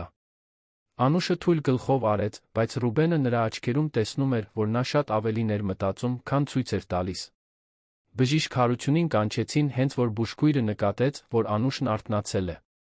Նա մի շարք հետազոտություններ կատարեց, ստուգելով նրա ռեֆլեքսները, շարժվելու ունակությունը, կենսական նշանները։ Դուք շատ բախտավոր եք, Անուշ, մեղմորեն ասաց բժիշկը։ Վնասվածքները լուրջ էին, բայց դուք երիտասարդ եք ուժեղ։ Ժամանակի համապատասխան ֆիզիոթերապիայի շնորհիվ դուք պետք է ամբողջությամբ ապաքինվեք։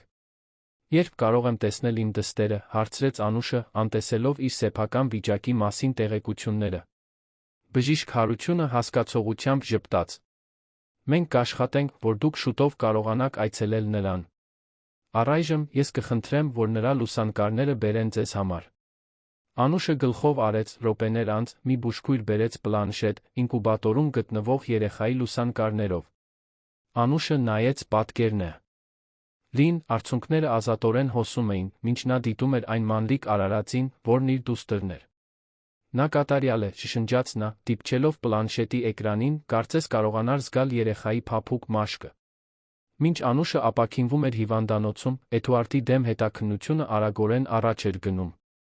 Գարբիս Մանուկյանը հավաքել էր ապացույցների լեռ, յուրաքանչյուր կտոր մանրակրկիտ կազմակերպված, փաստաթղթավորված։ Ձեռագիր փորձագետները հաստատեցին, որ Անուշի ստորագրությունները կյանքի ապահովագրության փաստաթղթերում կեղծված էին, մի հայտնագործություն, որը դեպքը հնարավոր կենցաղային ագրեսիայից վերածեց նախապես մտածված խարդախության անօրինական միջոցներով ֆինանսական շահույթ ստանալու փորձի։ Քննիչ Սարգսյանը նույնպես զգալի առաջընթաց էր գրանցել։ Անուշի հեռախոսից ձայնագրությունը վերլուծվել բարելավվել էր դատական փորձագետների կողմից։ Մաքուր տարբերակում հնարավոր էր հստակ լսել Անուշի ձայնը, որը առճակատում էր Էդուարդին Վանեսայի հետ հաղորդագրությունների մասին, որին հաջորդում էր նրա ձայնը, ամբարտավան արամարական, որը մեղադրում էր նրան պարանոյայի մեջ։ Այնուհետ կռվի, ցավի բղավոցների Էդուարդի սառը խոսքերի անսխալական ձայնն էր, երեխայի մասին, որոնք ցնցել էին բոլորին, ովքեր լսել էին ձայնագրությունը։ Այս ձայնագրությունը կործանարար է, մեկնաբանեց քննիչ Սարգսյանը Գարբիսի հետ հանդիպման ժամանակ, ապացույցները վերանայելու համար։ Էդուարդը չի կարող դրանից հետո պատահար պնդել։ Նրա ձայնը պարզ է, մտադրությունները պարզ են։ Գարբիսը համաձայնեց, բայց գիտեր, որ դատարանում պաշտպանությունը կփորձի ամեն կերպ վարկաբեկել կամ կասկածի տակ դնել ձայնագրությունը։ Մեզ ավելին է պետք, ասաց նա։ Մեզ անհրաժեշտ է վարքագծի օրինաչափություն, վերահսկողության հոգեբանական բռնության ապացույցներ։ Այդ ժամանակ Գարբիսը որոշեց ավելի խորը հետաքննել Անուշի Էդուարդի հարաբերությունները։ Նա զրուցեց Անուշի մտերիմ ընկերների հետ, մարդկանց, ում նա աստիճանաբար դադարել էր տեսնել ամուսնությունից հետո։ Այն, ինչ նա հայտնաբերեց, մտահոգիչ պատկեր էր։ Էդուարդը համակարգված կերպով մեկուսացրել էր Անուշին իր ընկերություններից, գործունեությունից, միշտ նուրբ արդարացումներով, հուզական մանիպուլյացիաներով, որոնք նրան ստիպում էին մեղավոր զգալ իրենից հեռու ժամանակ ցանկանալու համար։ Մարինեն, Անուշի լավագույն ընկերուհին, համալսարանից ի վեր ամենաբացահայտող վկաներից մեկն էր։ Անուշը լիովին փոխվեց Էդուարդի հետ ամուսնանալուց հետո, պատմեց Մարինեն Գարբիսին, իր խոսքերը լի տխրությամբ մեղքով։ Նա, ով այդքան անկախ էր, այդքան կյանքով լի, աստիճանաբար դարձավ ավելի հանգիստ, ավելի մեկուսացած։ Ամեն անգամ, երբ ես նրան դուրս գալու էի հրավիրում, նա արդարացում ուներ։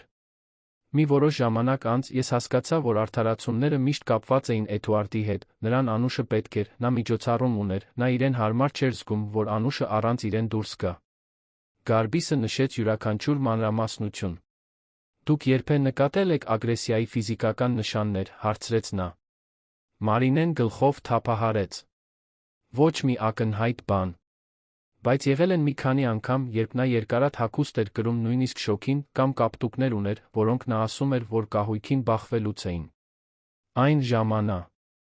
Ես ուզում էի հավատալ նրան, բայց հիմա, հետադարձ հայացքով մտածելով, այնքան շատ նշաններ կային, որոնք ես անտեսեցի։ Անուշի ընկերների ծանոթների հետ այս զրույցները կարևոր էին Էդուարդի կողմից վերահսկող պոտենցիալ բռնի վարքագծի օրինաչափություն հաստատելու համար։ Գարբիսը ամեն ինչ հավաքեց մի համապարփակ դոսիում, որը հիմնարար կլիներ, երբ գործը ի վերջո հասներ դատարան։ Մինչդեռ քննիչ Սարգսյանը շարունակում էր ճնշել Էդուարդին հարցաքննությունների ժամանակ։ Էդուարդի փաստաբան բժիշկ Բարսեղի ռազմավարությունը սկսում էր փոխվել։ Ապացույցները պարզապես չափազանց շատ էին, որպեսզի շարունակեր ամեն ինչ հերքել։ Փոխարենը, նա սկսեց փորձել նվազագույնի հասցնել Էդուարդի մեղքը, առաջարկելով, որ նրա գործողությունները ծայրահեղ սթրեսի չբուժված հուզական խնդիրների արդյունք էին։ Իմ հաճախորդը գիտակցում է, որ գտնվում էր զգալի ֆինանսական հուզական ճնշման տակ, պնդեց բժիշկ Բարսեղը։ Սա չի արդարացնում նրա գործողությունները, բայց համատեքստ է տալիս։ Քննիչ Սարգսյանը տպավորված չէր տակտիկայի այս փոփոխությամբ։ Համատեքստը անդ եղի է, երբ խոսում ենք նախապես մտածված պլանավորման մասին, պատասխանեց նա։ Ապացույցները ցույց են տալիս, որ Էդուարդը իմպուլսիվ չի գործել։ Նա ամիսներ առաջ կնքել է կեղծ կյանքի ապահովագրություն, կուտակել պարտքեր, իմանալով, որ գումարի կարիք կունենա, Վանեսայի հետ մի պատմություն է ստեղծել, որը կարող էր օգտագործել Անուշի հոգեկան վիճակը կասկածի տակ դնելու համար։ Սա սթրես չէ, բժիշկ։ Սա հաշվարկ է։ Վանեսան իր հերթին ավելի ու ավելի էր համագործակցում հետաքննության հետ։ Իրականությունը, որ նա օգտագործվել էր որպես խամաճիկ շատ ավելի մեծ ու չարագուշակ սխեմայի մեջ, խորապես ցնցել էր նրան։ Նա քննիչ Սարգսյանին տրամադրեց Էդուարդի հետ փոխանակված բոլոր հաղորդագրությունների պատճենները, ներառյալ որոշ հատկապես բացահայտողները։ Դրանցից մեկում Էդուարդը Վանեսային հրահանգում էր, թե ինչ տեսակի հաղորդագրություններ ուղարկել, ստեղծելով մի պատմություն, որը կստիպեր թվալ, թե Անուշը խանդոտ է անկայուն։ Ես ինձ այնքան հիմար եմ զգում, ասաց Վանեսան հարցաքննություններից մեկի ժամանակ, արցունքները հոսելով։ Նա ինձ օգտագործեց իմ զգացմունքները կառուցելու այս բարդ սուտը։ Եվ Անուշը, նա է այստեղ իրական զոհը։ Ես այնքան կուրացած էի այն բանից, ինչ կարծում էի սեր էր, որ չտեսա, որ օգնում էի մի մարդու ոչնչացնել իր սեփական կնոջը։ Դետեկտիվ Մարիամը, ով իրականացնում էր հարցաքննությունը, կարեկցանք ցուցաբերեց, բայց նա պարզ էր։ Այն, ինչ հիմա կարող է օրիորդ Վանեսա, այն է, որ դուք ճշմարտությունն եք ասում, օգնում եք ապահովել, որ արդարություն հաստատվի։ Սա չի ջնջում այն, ինչ պատահել է, բայց կարևոր քայլ է։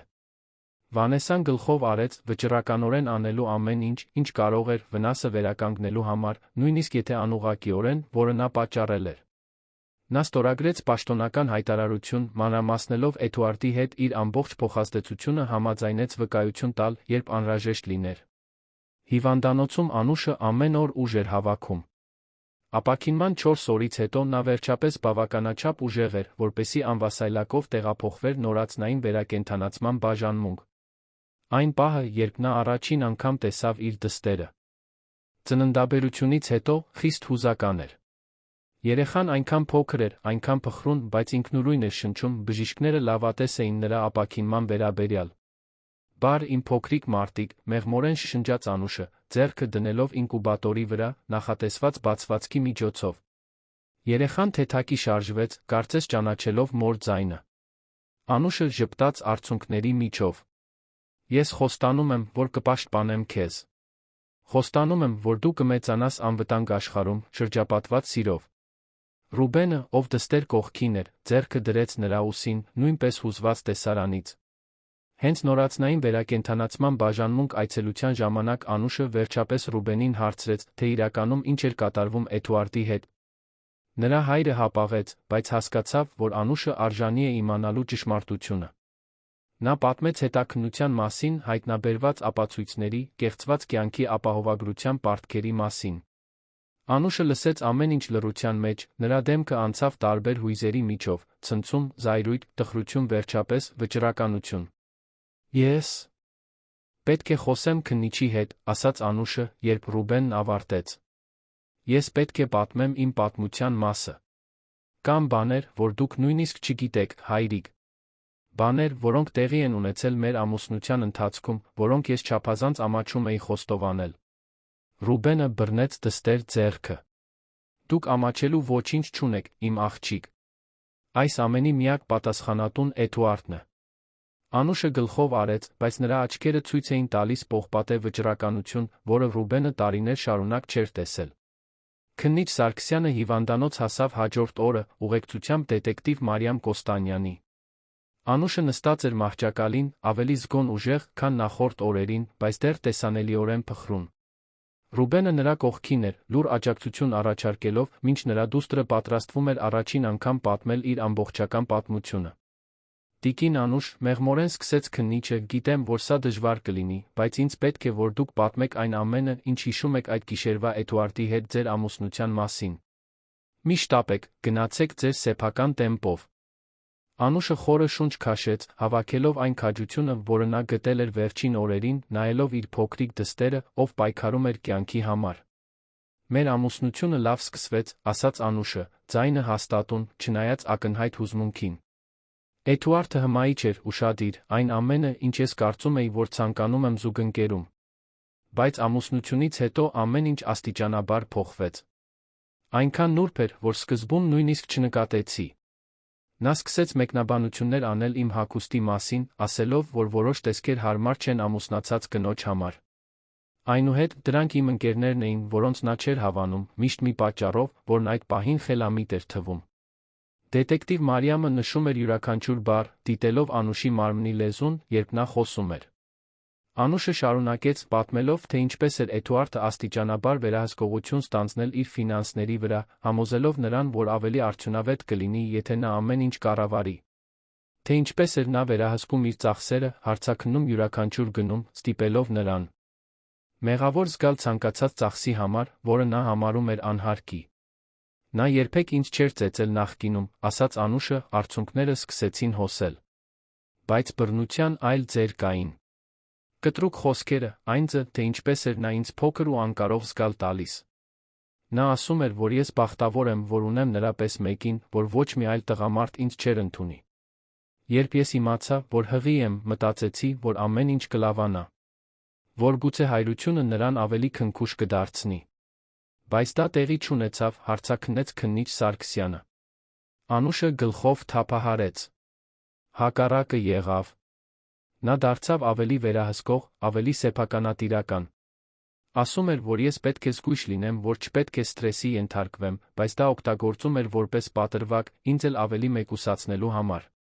Չեղարկում էր բժշկական հանդիպումները, եթե ինքը չէր կարող ներկա լինել, վերահսկում էր իմ հեռախոսազանգերը, անընդհատ ստուգում էր իմ բջջային հեռախոսը, ասելով, որ դա իմ երեխայի անվտանգության համար է։ Անուշը այնուհետ մանրամասն նկարագրեց ճակատագրական գիշերը, որոնք Ռուբենին ստիպեցին բռունցքները սեղմել զսպված զայրույթից։ Նա պատմեց Վանեսայի հետ հաղորդագրությունները հայտնաբերելու մասին, թե ինչպես էր իր սիրտը կոտրվել, տեսնելով դավաճանության ապացույցները։ Առճակատման մասին, թե ինչպես էր Էդուարդը սկզբում փորձել ստիպել նրան կասկածել իր սեփական ընկալմանը, ասելով, որ դա պարզապես հղիության հորմոններն էին, որոնք նրան պարանոիկ էին դարձնում։ Բայց ես ապացույցներ ունեի, շարունակեց Անուշը, ձայնն ուժեղանալով։ Այնուհետ նա փոխեց տակտիկան։ Նա կատաղեց, ինչպես ես երբեք չէի տեսել նախկինում։ Ասաց, որ ես իր իրերին ձեռք տալու իրավունք չունեմ, որ ես սահմաններ էի անցնում։ Երբ ես փորձեցի հեռանալ, նա ինձ այնքան ուժգին բռնեց, որ հետքեր թողեց իմ ձեռքի վրա։ Անուշը դադարեց, խորը շունչ քաշեց, նախքան ամենադժվար մասը շարունակելը։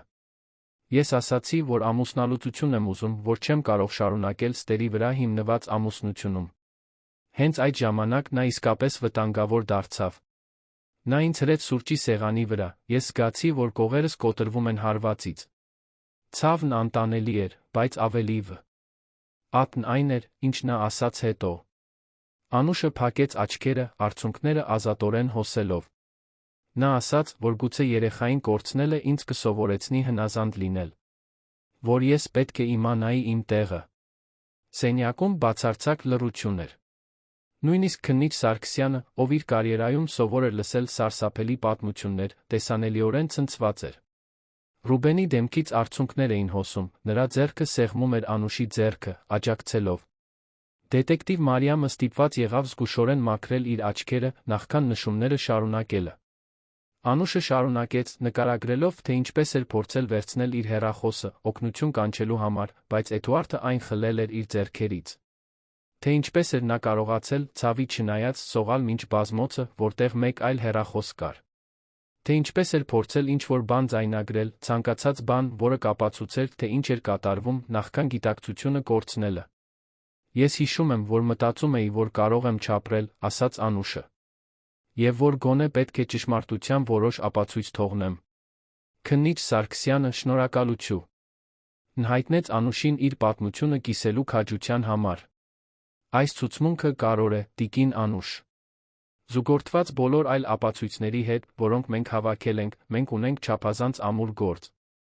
Էդուարդը չի խուսափի իր գործողությունների հետանքներից, ես դա երաշխավորում եմ։ Անուշը գլխով արեց, զգալով, որ մի մեծ բեռ վերջապես թեթանում է իր ուսերից։ Տարիների մեջ առաջին անգամ նա ասում էր իր ճշմարտությունը, առանց հետանքների վախի։ Հաջորդող շաբաթներին Էդուարդի դեմ գործը իրավական ստացավ։ Գարբիս Մանուկյանը պատրաստել էր համապարփակ հայցադիմում, որը ներառում էր ոչ միայն ագրեսիայի խարդախության հետ կապված մեղադրանքները, այլ անհապաղ ամուսնալուծության, երեխայի լիակատար խնամակալության, մշտական սահմանափակող հրամանի նյութական ու հուզական վնասների համար ֆինանսական փոխհատուցման պահանջներ։ Յուրաքանչյուր փաստարկ մանրակրկիտ հիմնավորված էր փաստաթղթային վկայական ապացույցներով։ Էդուարդը իր հերթին տեսանելիորեն փլուզվում էր մեղադրանքների ծանրության տակ։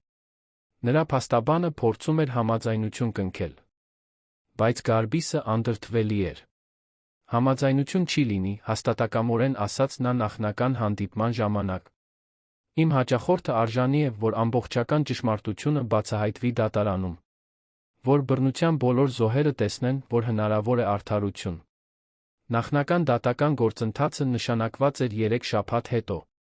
Այդ ընթացքում Անուշը շարունակում էր ապաքինվել, ֆիզիկապես, հուզականորեն։ Նա սկսեց թերապիա անցնել հոգեբանի հետ, ով մասնագիտացած էր տրավմայի կենցաղային բռնության մեջ, բժիշկ Նվարդ Հարությունյանի։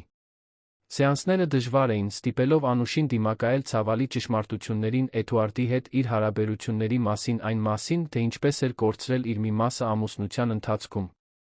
Բայց թերապիան նա ազատարար էր։ Առաջին անգամ Անուշը մշակում էր իր հույզերը անվտանգ միջավայրում, առանց դատապարտման, առանց վախի։ Բժիշկ Նվարդը օգնեց նրան հասկանալ, որ այն ամենը, ինչ պատահել էր, իր մեղքը չէր, որ նա համակարգված մանիպուլյացիայի զոհ էր դարձել մեկի կողմից, ով ենթադրաբար սիրում էր նրան։ Դուք անհավանակ, անուժ եք ցուցաբերում, Անուշ, ասաց թերապևտը սեանսի ժամանակ։ Շատ կանայք երբեք չեն գտնում խոսելու քաջություն։ Դուք ոչ միայն խոսում եք, այլ պայքարում եք։ Անուշի դուստրը, ով վերջապես ստացավ Սոֆիա անունը, շարունակում էր հրաշալիորեն զարգանալ նորածնային վերակենդանացման բաժանմունքում։ 2 շաբաթ անց նա արդեն բավականաչափ ուժեղ էր, որպեսզի հանվեր ինկուբատորից տեղադրվեր տաքացվող մահճակալում։ Անուշը ժամեր էր անցկացնում նրա կողքին, խոսելով, մեղմորեն երգելով, հաստատելով այն կապը, որը տրավմատիկ ծնունդը ժամանակավորապես ընդհատել էր։ Տեսեք, Սոֆիա, մեղմորեն ասում էր Անուշը, բռնելով իր դստեր փոքրիկ ձեռքը։ Դու այնքան ուժեղ ես դառնում։ Ինչպես քո մայրիկն է նորից ուժեղանում։ Մենք սա միասին կհաղթահարենք։ Մենք գեղեցիկ կյանք կկառուցենք, միայն մենք երկուսս պապիկ Ռուբենը։ Ռուբենը, ով հաճախ էր ուղեկցում այս այցելություններին, հպարտությամբ դիտում էր իր դստեր փոխակերպումը։ Շաբաթներ առաջվա փխրուն կոտրված կինը աստիճանաբար տեղ էր զիջում վճռական մարտիկին։ Մինչ Անուշը ապաքինվում էր, պատրաստվում էր։ Իրավական գործընթացին Էդուարդը շատ այլ փորձ էր ունենում։ Ապացույցների կուտակումից հետո քննիչ Սարգսյանին հաջողվեց, որ նա պաշտոնապես մեղադրվի պահվի կալանքի տակ մինչ դատավարությունը։ Հիմնավորումը փախուստի ռիսկն էր, հաշվի առնելով, որ Էդուարդը ուներ ֆինանսական միջոցներ կապեր, որոնք կարող էին հեշտացնել երկրից դուրս գալը։ Բանտում Էդուարդը հեռու էր այն շքեղությունից, վերահսկողությունից, որը միշտ ունեցել էր։ Խցում այլ մեղադրյալների հետ բաժանելով, առանց այն արտոնությունների հասանելիության, որոնք նրա փողը միշտ տրամադրել էր նրան, նա վերջապես զգում էր անզորության մի փոքր մասը, որը տարիներ շարունակ պարտադրել էր Անուշին։ Նրա փաստաբանը պարբերաբար այցելում էր, փորձելով պաշտպանություն կառուցել, բայց իրականությունն այն էր, որ ապացույցները ճնշող էին։ Բժիշկ Բարսեղը վերջապես անկեղծ զրույց ունեցավ Էդուարդի հետ։ Քո դեմ ապացույցները զգալի են, առանց շեղումների, ասաց նա։ Ձայնագրությունը, ցուցմունքները, դատական փորձաքննության ապացույցները, կեղծ ապահովագրությունը։ Յուրաքանչյուր փորձ, հերքելու կամ նվազ ագույնի հասցնելու միայն վատթարացնում է քո իրավիճակը։ Իմ պրոֆեսիոնալ առաջարկությունն այն է, որ մենք քննարկենք խոստովանություն, փնտրելով համաձայնություններ, որոնք կարող են նվազեցնել դատավճիռը համագործակցության դիմաց։ Էդուարդը առաջին անգամ իսկապես հասկացավ իր իրավիճակի լրջությունը։ Բայց դա կնշանակեր ամեն ինչ հրապարակայնորեն խոստովանել, ասաց նա, իր ձայնում ցույց տալով իր ամբարտավանության փլուզման առաջին նշանը։ Իմ հեղինակությունը կքանդվեր։ Բժիշկ Բարսեղը նրան նայեց զայրույթի կարեկցանքի խառնուրդով։ Էդուարդ, քո հեղինակությունն արդեն քանդված է։ Թերթերն արդեն լուսաբանում են գործը։ Ապացույցներն արդեն հրապարակային են։ Այն, ինչ դու կարող ես հիմա փրկել, ավելի խիստ դատավճռից խուսափելն է։ Մինչ Էդուարդը պայքարում էր իր հանգամանքների իրականության դեմ, Անուշը կտոր-կտոր վերակառուցում էր իր կյանքը։ Նա դուրս գրվեց հիվանդանոցից 3 շաբաթ անց, բայց Սոֆյան պետք է մի քանի օր մնար նորածնային վերակենդանացման բաժանմունքում։ Ռուբենը Անուշին տարավ իր տուն, Արաբկիրում գտնվող ընդարձակ բնակարան, որն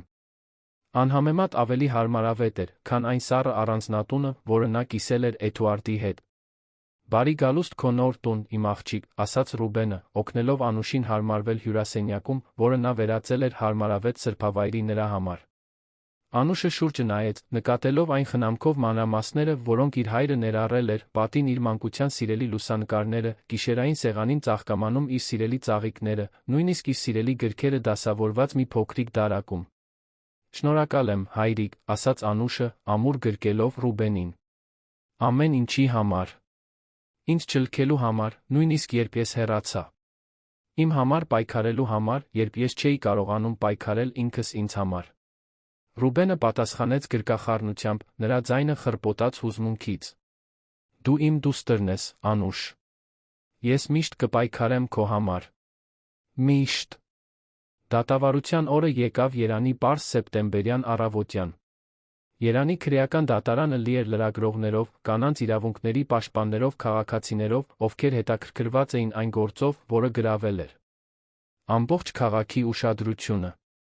Անուշը դատարան եկավ իր հոր Ռուբենի իր փաստաբան Գարբիս Մանուկյանի ուղեկցությամբ, հագած զուսպ, բայց էլեգանտ կոստյում, նրա ուղիղ կեցվածքը ցույց էր տալիս այն ուժը, որը նա վերականգնել էր վերջին շաբաթներին։ Սոֆյան հիմա տանն էր մասնագիտացված բուժքրոջ խնամքի տակ, քանի որ նա դուրս էր գրվել նորածնային վերակենդանացման բաժանմունքից 1 շաբաթ առաջ։ Իմանալը, որ իր դուստրը լավ ապահով է, Անուշին տվեց անհրաժեշտ քաջություն դիմակայելու այս օրվան։ Նա խորը շունչ քաշեց, մտնելով դատարանի դահլիճ, նրա աչքերը սկանավորեցին շրջակայքը, մինչ կանգ առան Էդուարդի վրա, ով նստած էր բժիշկ Բարսեղի կողքին, նրա տեսքը շատ տարբեր էր այն ինքնավստահ ամբարտավան մարդուց, ում նա ճանաչում էր։ Կալանքի ամիսները իրենց հետքն էին թողել։ Էդուարդն ավելի նիհար էր, գունատ, աչքերի տակ խորը կապտուկներով։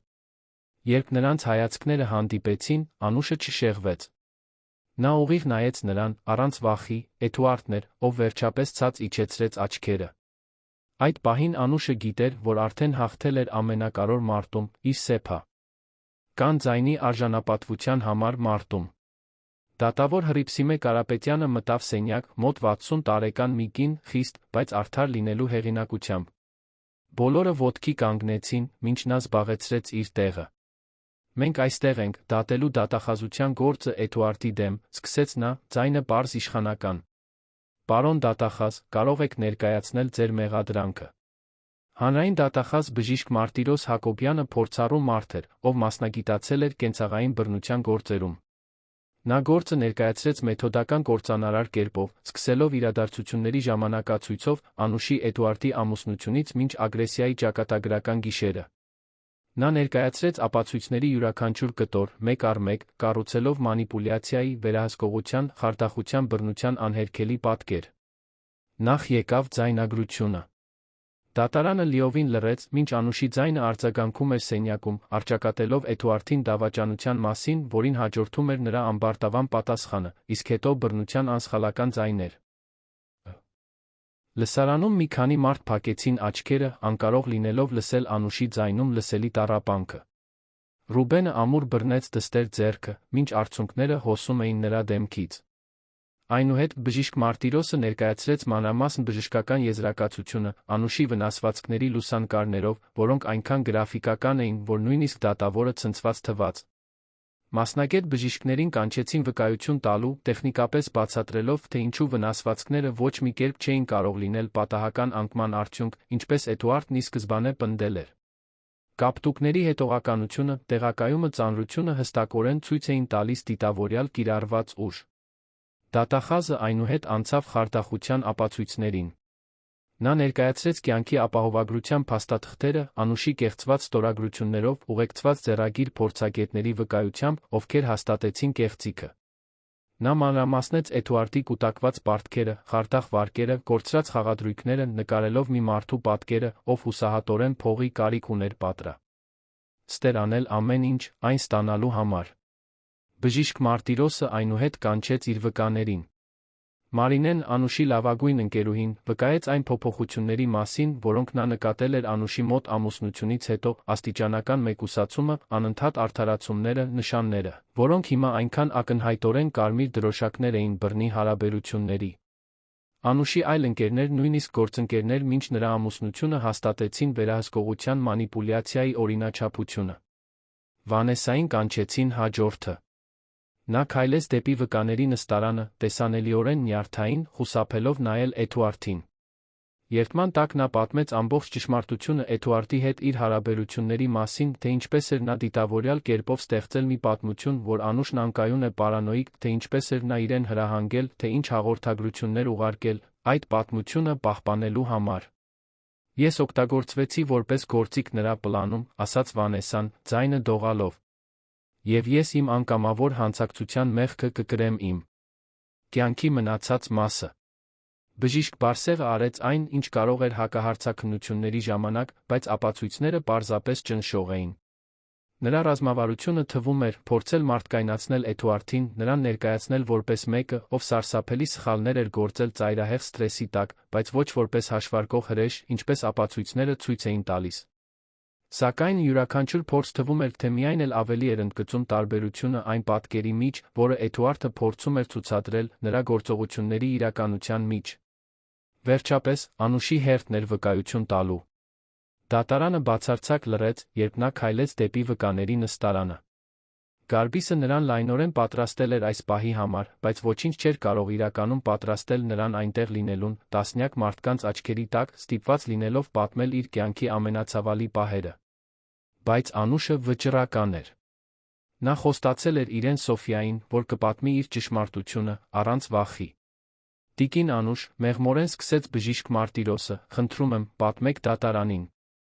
ձեր ամուսնության մասին մեղադրյալի հետ։ Անուշը խորը շունչ քաշեց, սկսեց խոսել։ Նրա ձայնը հաստատուն էր, պարզ, առանց հապաղումների։ Նա պատմեց ամեն ինչ, վերահսկողության առաջին նուրբ նշաններից մինչ հուզական հոգեբանական բռնության աստիճանական սրացումը։ Նա նկարագրեց ագրեսիայի գիշերը մանրամասներով, որոնք ստիպեցին լսարանում մի քանի մարդու բացահայտորեն լացել։ Երբ Անուշը նկարագրեց, թե ինչպես էր Էդուարդն ասել, որ գուցե երեխային կորցնելը նրան կսովորեցներ հնազանդ լինել, սենյակում լսվեց ցնցումի զզվանքի լսելի շշուկ։ Դատավորը ստիպված եղավ կարգ հաստատել։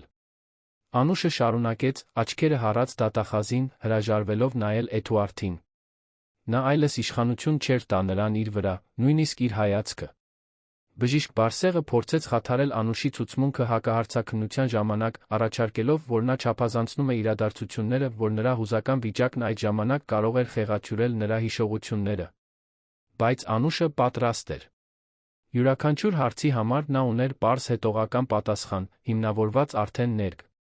այացված ֆիզիկական վկայական ապացույցներով։ Գարբիսը լավ էր արել իր աշխատանքը, Անուշը գտել էր իր ուժը։ Անուշից հետո եկան վերջնական տեխնիկական վկայությունները։ Աուդիոդատական փորձագետը բացատրեց, թե ինչպես էր ձայնագրությունը վերլուծվել հաստատվել։ Տեղեկատվական տեխնոլոգիաների մասնագետը մանրամասնեց, թե ինչպես էին Էդուարդի Վանեսայի հեռախոսներում հաղորդագրությունները վերականգնվել ստուգվել։ Փազլի յուրաքանչյուր կտոր մանրակրկիտ ներկայացվեց բացատրվեց։ Բայց հենց վերջնական ցուցմունքի ժամանակ եկավ դատավարության ամենացնցող բացահայտումը։ Գարբիս Մանուկյանը շարունակել էր հետաքննել նույնիսկ գործընթացի սկսվելուց հետո, հայտնաբերել էր մի բան, որը լիովին կփոխեր գործի ըմբռնումը։ Դատավորի թույլտվությամբ նա ներկայացրեց նոր ապացույց, Էդուարդի երկրորդական հեռախոսից վերականգնված հաղորդագրություններ, որոնք հայտնաբերվել էին նրա գրասենյակում լրացուցիչ որոնման ժամանակ։ Այս հաղորդագրությունները, ձերդ պատվություն, ասաց Գարբիսը, ձայնը լի լրջությամբ, բացահայտում են Էդուարդի պլանավորման էլ ավելի չարագուշ։ Ակ շերտ։ Նա թույլտվություն խնդրեց հաղորդագրություններից մի քանիսը բարձրաձայն կարդալու համար։ Դատավորը համաձայնեց, այն, ինչ բացահայտվեց, դատարանը թողեց բացարձակ ցնցման մեջ։ Հաղորդագրությունները փոխանակվում էին Էդուարդի Ռոդրիգ անունով մի մարդու միջ, մեկը, ով ակնհայտորեն գումար էր պարտք Էդուարդին կասկածելի գործարքներից։ Հաղորդագրություններից մեկում, որը թվագրված էր ագրեսիայից 2 ամիս առաջ, Էդուարդը գրել էր. Երեխան ծնվում է 2 ամսից։ Եթե ծննդաբերության ժամանակ ինչ-որ բան սխալ գնա, ոչ ոք չէր կասկածի։ Կանայք անընդհատ բարդություններ են ունենում։ Ապահովագրությունը կվճարեր առանց հարցերի։ Ռոդրիգի պատասխանը նույնքան մտահոգիչ էր։ Դուք իսկապես դա անելու մասին եք մտածում։ Էդուարդը պատասխանեց. Ոչ անմիջականորեն։ Բայց եթե ես ապահովեմ, որ նա ծայրահեղ սթրեսի տակ լինի, որ նա չստանա համապատասխան բժշկական խնամք, բնությունը կարող է իր ընթացքը վերցնել։ Եվ ես ազատվում եմ պահանջկոտ կնոջից հարուստ եմ դառնում գործընթացում։ Դատարանում լռությունը խլացուցիչ էր։ Անուշը գունատ էր, ցնցումից ձեռքը բերելով բերանին։ Ռուբենը թվում էր, թե պատրաստվում էր ցատկել աթոռից հարձակվել Էդուարդի վրա։ Նույնիսկ բժիշկ Բարսեղը իսկապես ցնցված էր թվում, դառնալով իր հաճախորդին, սարսափի անհավատության արտահայտությամբ։ Էդուարդը սպիտակ էր, ինչպես թուղթը, վերջապես հասկանալով, որ այլս փախուստ չկար։ Գարբիսը շարունակեց, ներկայացնելով ավելի շատ հաղորդագրություններ, որոնք մանրամասնում էին, թե ինչպես էր Էդուարդը պլանավորել Անուշի համար սթրեսային իրավիճակներ ստեղծել, թե ինչպես էր նա դիտավորյալ կերպով խոչընդոտել նրան որոշակի բժշկական այցելությունների գնալուն, թե ինչպես էր նա դիտարկել տարբեր ձեր ստիպելու թվալ, որ ցանկացած ողբերգական արդյունք բնական կամ պատահական կլինի։ Սկզբնական պլանը ուղղակի ագրեսիան չէր, այլ պայմ աններ ստեղծելը, որոնք զգալիորեն կբարձրացնեին ռիսկերը հղիության ծննդաբերության ընթացքում։ Տեղի ունեցած ագրեսիան, շարունակեց Գարբիսը, թվում է, թե չպլանավորված սրացում էր, երբ Անուշը հայտնաբերեց դավաճանությունը պահանջեց ամուսնալուծություն։ Էդուարդը խուճապի մատնվեց, հասկանալով, որ իր խնամքով կազմված պլանը փլուզվում է, բռնությամբ արձագանքեց։ Բայց հաղորդագրությունները հստակորեն ցույց են տալիս, որ անկախ մեթոդից, նպատակը պարզ էր՝ ազատվել Անուշից այնպես, որ իրեն ֆինանսական շահույթ բերի։ Դատավոր Հռիփսիմե Կարապետյանը ընդմիջում խնդրեց այս նոր պայթուցիկ տեղեկատվությունը մարսելու համար։ Երբ դատարանը վերսկսվեց, նրա արտահայտությունը լուրջ վճռականություն էր։ Բժիշկ Բարսեղը փորձեց պնդել, որ հաղորդագրությունները կարող են տարբեր կերպ մեկնաբանվել, որ դրանք պարտադիր չեն ապացուցում իրական մտադրություն, բայց նույնիսկ նա թվում էր, թե չի հավատում իր սեփական խոսքերին։ Դատախազ բժիշկ Մարտիրոսը կատարեց իր վերջնական փաստարկը, բոլոր ապացույցները սինթեզելով Էդուարդի դեմ կործանարար գործում։ Պարոնայք Ժիո։ Ուրի անդամներ, ասաց նա, ուղիղ նայելով 7 հոգուց բաղկացած ժյուրիին, դուք լսել եք վկայություններ, տեսել եք ապացույցներ, լսել եք ձայնագրություններ։ Դուք ձեր առջ ունեք ոչ միայն կենցաղային բռնության գործ, այլ նախապես մտածված պլանավորման, համակարգված հոգեբանական մանիպուլյացիայի, խարդախության անմեղ կնոջը նրա չծնված երեխային լուրջ կամ նույնիսկ մահացու վնաս պատճառելու մտադրության ապացույցներ։ Սա անվերահսկելի զայրույթի պահի գործ չէ, շարունակեց բժիշկ Մարտիրոսը։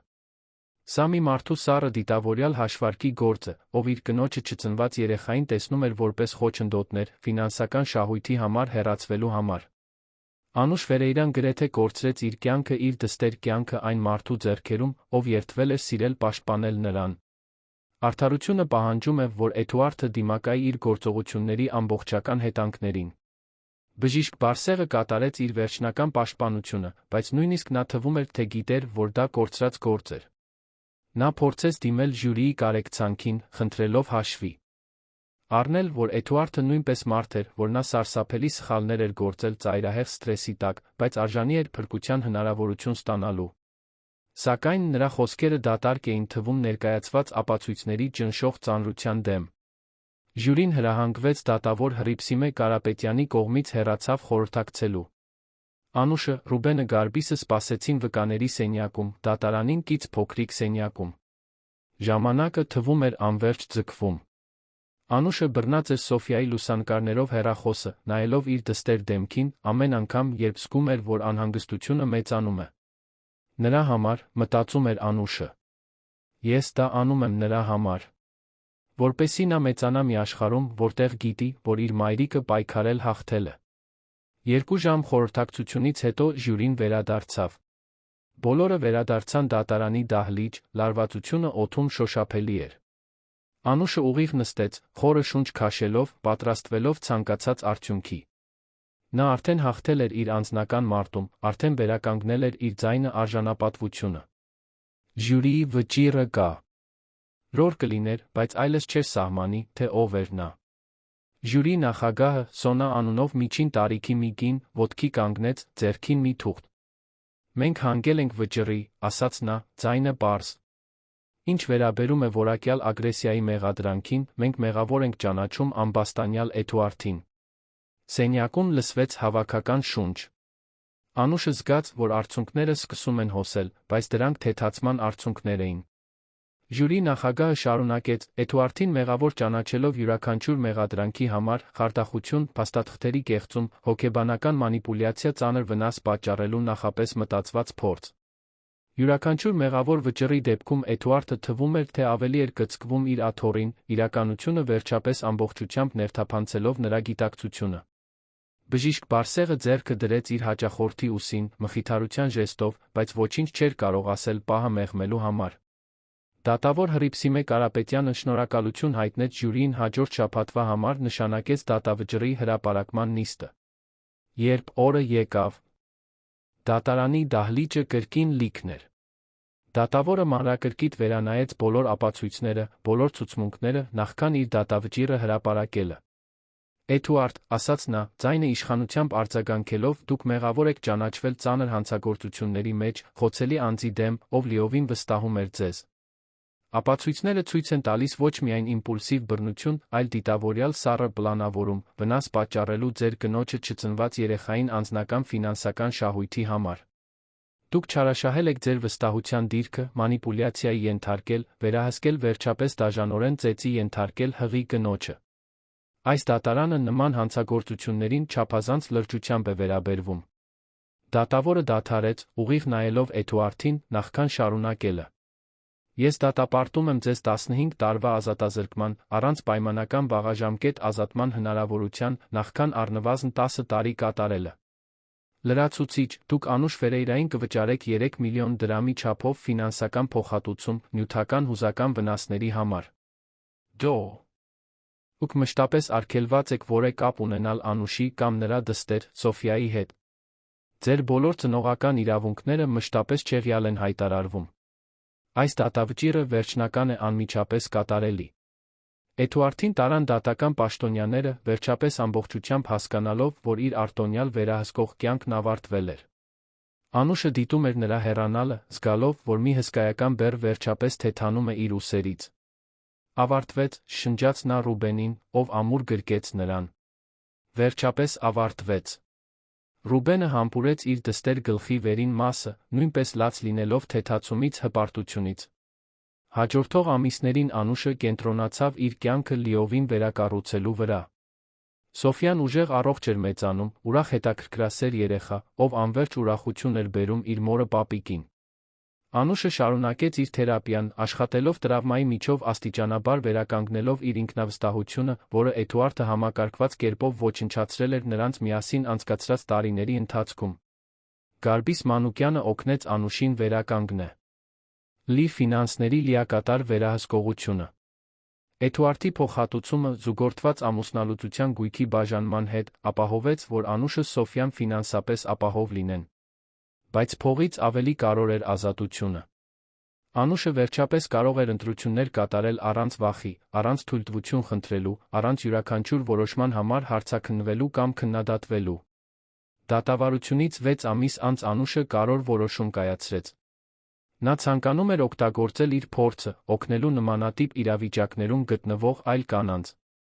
Նա սկսեց կամավոր աշխատել Երանի կենցաղային բռնության զոհերի համար նախատեսված ապաստարանում, առաջարկելով աջակցություն կիսվելով իր գոյատման հաղթահարման պատմությամբ։ Այն կանայք, ում նա հանդիպում էր այնտեղ, նրանում հույսի փարոս էին տեսնում, կենդանի ապացույց, որ հնարավոր է փախչել վերակառուցել։ Մարինեն, նրա լավագույն ընկերուհին, կրկին դարձել էր նրա կյանքի անբաժանելի մասը։ Մի կեսօր, երբ նրանք սուրճ էին խմում մի այգում, որտեղ Սոֆյան խաղում էր իր մանկասայլակում, Մարինեն մեկնավ։ Անեց Անուշի մոտ տեսած փոխակերպումը։ «Դու շողշողուն ես», ասաց նա։ «Ոչ միայն արտաքնապես, այլ աչքերումդ մի լույս կա, որը ես տարիներ շարունակ չէի տեսել»։ Անուշը ժպտաց, նայելով Սոֆյային։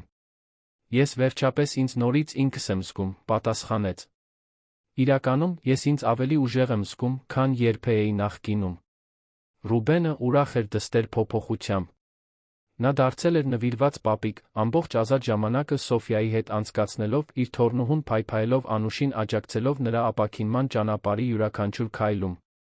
Հայր-դուստր հարաբերությունները, որոնք լարված էին դարձել Անուշի ամուսնության ընթացքում Էդուարդի հետ, հիմա ավելի ամուր էին, քան երբևէ։ Նրանք միասին դիմակայել էին փոթորկին ավելի միասնական դուրս եկել։ Դատավարությունից մեկ տարի անց Անուշին հրավիրեցին ելույթ ունենալու Երանում կենցաղային բռնության կանանց իրավունքների վերաբերյալ համաժողովում։ Սկզբում հապաղելով, նա վերջապես համաձայնեց, իմանալով, որ իր պատմությունը կարող է ոգեշնչել օգնել այլ կանանց։ Համաժողովի օրը նա բեմ բարձրացավ Սոֆյայի ի հետ գրկում, հիմա 1 տարեկան ծիծաղող առողջ երեխա, նայեց հարյուրավոր կանանց լսարանին։ «Իմ անունը Անուշ Ֆերեյրա է», սկսեց նա, ձայնը պարզ հաստատուն։ «Եվ ես գոյատող եմ»։ Նա պատմեց իր պատմությունը, չխնայելով մանրամասները, բայց կենտրոնանալով ոչ միայն տրավմայի, այլ այն ուժի վրա, որը նա գտել էր խոսելու քաջության, արդարություն փնտրելու վճռականության վրա։ «Եղել են պահեր, երբ մտածում էի, որ չեմ կարողանա», խոստովանեց նա։ «Պահեր, երբ խավարը թվում էր բացարձակ։ Բայց նայելով իմ դստերին, ես գիտեի, որ պետք է շարունակեմ պայքարել։ Ճշմարտությունն այն է, որ ոչ ոք չպետք է անցնի այն ամենի միջով, ինչ ես անցա», շարունակեց Անուշը, ձայնն ավելի կրքոտ դառնալով։ «Բայց եթե դուք անցնում եք դրա միջով, ես ուզում եմ, որ իմանաք, որ հույս կա։ Օգնություն կա։ Կան մարդիկ, ովքեր կհավատան ձեզ, ովքեր կպայքարեն ձեր կողքին։ Ձեր ձայնը կարևոր է։ Ձեր կյանքը կարևոր է։ Եվ դուք արժանի եք ավելիին, քան հարգանքի սիրո փշրանքներից մեկից, ով պետք է պաշտպաներ ձեզ»։ Երբ Անուշն ավարտեց խոսելը, լսարանը ոտքի կանգնեց, ծափահա լելով մի քանի րոպե։ Շատ կանայք լացում էին, ոմանք հետո մոտեցան կիսվելու իրենց սեփական պատմություններով, շնորհակալություն հայտնելու Անուշին իր քաջության համար։ Այդ պահին Անուշը հասկացավ, որ իր ցավը իզուր չէր եղել։ Նա իր ամենամութ փորձը վերածել էր լույսի այլ մարդկանց համար։ Վանեսան նույնպես զգալի փոփոխություններ էր կատարել իր կյանքում։ Նա դատավարությունից ամիսներ անց փնտրեց Անուշին, անձամբ ներողություն խնդրելով ցանկացած հնարավոր ձով օգնություն առաջարկելով։ Անուշը, ցուցաբերելով արտասովոր շնորհք կարեկցանք, ընդունեց ներողություն խնդրանքը։ «Դուք նույնպես մանիպուլյացիայի զոհ էիք նրա կողմից», ասաց Անուշը։ «Կարևորն այն է, որ դուք ընտրեցիք ճիշտը անել, երբ դա ամենակարևորն էր»։ Վանեսան հիմա նույնպես կամավոր էր աշխատում, օգտագործելով իր փորձը այլ կանանց զգուշացնելու մանիպուլյացիայի թունավոր հարաբերությունների նշանների մասին։ Առանձնատան ճակատագրական գիշերից 2 տարի անց Անուշը լիովին փոխակերպվել էր։ Նա վերադարձել էր սովորելու, ավարտելով հոգեբանության մագիստրոսական աստիճանը, կենտրոնանալ ով տրավմայի ապաքինման վրա։ Նրա պլանն էր ի վերջո բացել իր սեփական աջակցության կենտրոնը կենցաղային բռնության զոհերի համար, մի տեղ, որտեղ կանայք կարող էին գտնել ոչ միայն ֆիզիկական ապաստան, այլ հուզական իրավական ռեսուրսներ, որոնք անհրաժեշտ են իրենց կյանքը լիովին վերակառուցելու համար։ Սոֆյան, հիմա 2 տարեկան, պայծառ սիրող երեխա էր, ով հիշողություն չուներ այն իրադարձությունների մասին, որոնք նշանավորել էին իր ծնունդը։ Նա կմեծանար, իմանալով միայն սեր, անվտանգություն մոր ուժը, ով դիմակայել էր աներակայելին հաղթել էր։ Անուշը նայում էր իր դստերին, տեսնում էր ապագան, լի անվերջ հնարավորություններով, ազատ անցյալի շղթաներից։ Մի գարնանային կեսօր Անուշը Սոֆյայի հետ այգում էր, երբ նրա հեռախոսը զանգեց։ Գարբիսն էր, նորություններով։ Էդուարդը բողոքարկել էր դատավճիռը, բայց վերին դատարանը պահպանել էր սկզբնական վճիռը։ Չէր լինի պատժի կրճատում, չէր լինի վաղաժամկետ ազատում։ Արդարությունը լիովին հաղթել էր։ Շնորհակալ եմ ամեն ինչի համար, Գարբիս, անկեղծորեն ասաց Անուշը։ Երբեք չհանձնվելու համար։ Ինձ հավատալու համար, երբ ես հազիվ էի կարողանում հավատալ ինքս ինձ։ Անուշը անջատեց հեռախոսը, նայեց Սոֆիային, ով վազում էր մարգագետնով, թիթեռների հետից, նրա բյուրեղյա ծիծաղը լցնում էր օդը։ Նրա կողքին Ռուբենը հպարտ ժպիտով դիտում էր իր թոռնուհուն։ Նայեք նրան, ասաց նա Անուշին։ Նայեք այն գեղեցիկ կյանքին, որը դուք ստեղծել եք նրա համար, ամեն ինչի չնայած։ Անուշը գլխով արեց, զգալով, որ երախտագիտությունը լցնում է իր սիրտը։ Ես նախկինում կարծում էի, որ իմ պատմությունը ցավի դավաճանության մասին էր, մեղմորեն ասաց Անուշը։ Բայց հիմա հասկանում եմ, որ դա շատ ավելիի մասին է։ Դա այն ուժը գտնելու մասին է, որը ես չգիտեի, որ ունեմ։ Դա ձեր ճշմարտությունը խոսելու կարողության մասին է, նույնիսկ երբ դա վախեցնող է։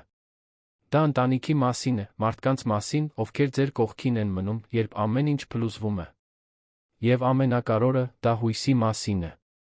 Միշտ կա հույս։ Ռուբենը գրկեց իր դստերին, երկուսն էլ անհոգ խաղացող Սոֆիային դիտելով։ Դու ամենաուժեղ կինն ես, ում ես ճանաչում եմ, ասաց նա։ Եվ Սոֆիան կմեծանա։ Իմանալով դա, կմեծանա ուժեղ, ինչպես դու։ Անուշը ժպտաց, վերջապես հաշտվելով իր անցյալի հետ ոգորված իր ապագայով։ Ճանապարհորդությունը ցավալի էր եղել, ճանապարհը երկար ու դժվար, բայց նա հասել էր մյուս կողմը։ Եվ այս կողմում լույս կար, ծեր անվերջ հնարավորություններ։ Սիրելի ունկնդիրներ, հուսով ենք, որ Անուշի, Ռուբենի, Սոֆիայի պատմությունը խորապես դիպել է ձեր սրտերին։ Ցավի, պայքարի վերջապես հաղթանակի այս ճանապարհորդությունը մեզ հիշեցնում է, որ նույնիսկ ամենամութ իրավիճակներում մարդկային ուժը արդարության որոնումը կարող են հաղթել։ Եթե այս պատմությունը ձեզ հետ ռեզոնանս է գտել, հրավիրում ենք բաժանորդագրվել մեր ալիքին, մեզ հետ շարունակելու այս հուզական ճանապարհորդությունը։ Մենք պատրաստել ենք հատուկ երկացանք, նույնքան գրավիչ ոգեշնչող պատմություններով, որոնք ուսումնասիրում են կյանքի, սիրո, կորստի հաղթահարման բարդությունը։ Դուք կարող եք գտնել այն, սեղմելով ձեր ձախ կողմում։ Եթե ձեզ դուր եկավ այս պատմությունը, մի մոռացեք հավանել տեսանյութը, դա մեզ անչափ օգնում է շարունակել որակյալ բովանդա։ Կություն բերել։ Ամեն օր մենք կիսվում ենք յուրահատուկ պատմություններով, որոնք նշում են մարդկային ոգու տոկունությունը։ Բաց մի թողեք մեր հաջորդ բովանդակությունը մեկնաբանություններում մեզ ասեք, թե Անուշի պատմության որ մասը ձեզ ամենաշատն է հուզել։ Ձեր կարծիքը մեզ համար շատ կարևոր է։ Մինչ հաջորդ պատմությունը, հիշեք, ձեր ձայնը միշտ կարևոր է։